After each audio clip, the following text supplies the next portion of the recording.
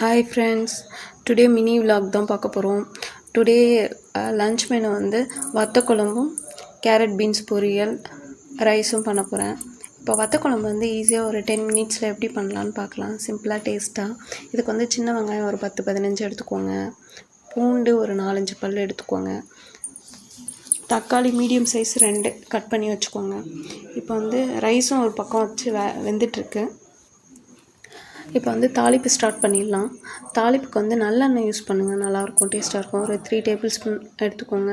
இப்போ தாளிப்புக்கு வந்து பார்த்திங்கன்னா கடுகு, சீரகம், கடலப்பருப்பு, வெந்தயம் இதெல்லாம் ஆட் பண்ணி நல்லா பொரிக்க விடுங்க. பொரிச்சதுக்கப்புறம் தான் நம்ம சின்ன வெங்காயம், பூண்டு ஆட் பண்ண போகிறோம்.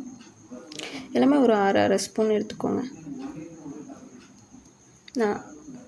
இப்போ நல்லா பொரிஞ்சிருச்சு. இப்போ ஆனியனை நம்ம ஆட் பண்ணிக்கலாம்.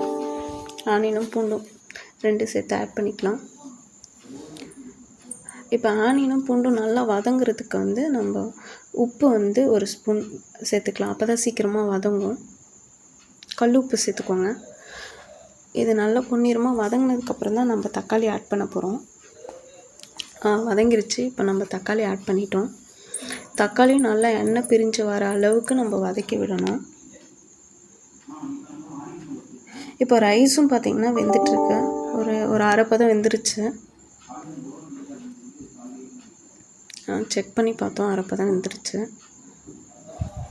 இப்போ வந்து நம்ம தக்காளியில் வந்து மஞ்சத்தூள் கொஞ்சம் ஆட் பண்ணோன்னா இன்னும் சீக்கிரமாக தக்காளி வதங்கும் நம்மளுக்கு.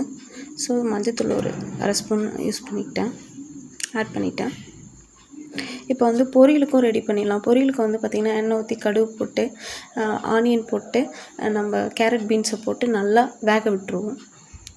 அதுக்கடுத்தது அப்படியே குழம்புக்கு வருவோம். இங்கே வந்து தக்காளி நல்லா வதங்கிருச்சு. இப்போ குழம்பு மிளகாத்தூளும் தனியாத்தூளும் ஆட் பண்ணி நல்லா பச்சை வாசனை போனதுக்கப்புறம் தண்ணி ஊற்றணும். இப்போ வந்து நான் வந்து புளி கரைசல் வந்து ஆல்ரெடி ஒரு நெல்லிக்காய் சைஸ் வச்சுருக்கேன். அதை ஆட் பண்ணிவிட்டு தேங்காய் பாலும் ஆட் பண்ணி நல்லா கொதிக்க விடுறேன். இங்கே பக்கத்தில் பார்த்திங்கன்னா சுண்டைக்காய் வத்தல் வந்து நான் எண்ணெயில் லைட்டாக வறுத்துட்டு ஆட் பண்ண போகிறேன். இப்போ புளி தண்ணியும் ஊற்றிட்டேன். நல்லா கொதிச்சிட்ருக்கு. கேரட் பீன்ஸும் இப்போ பொரியலும் வந்து ரெடி ஆகிட்டுருக்கு. இப்போ வந்து குழம்பு ரெடி ஆகிடுச்சு. நம்ம ஆட் பண்ணி எல்லாம் வெந்துருச்சு. கேரட் பீன்ஸு இதில் வந்து தேங்காய் துருவல் போட்டிருக்கேன்.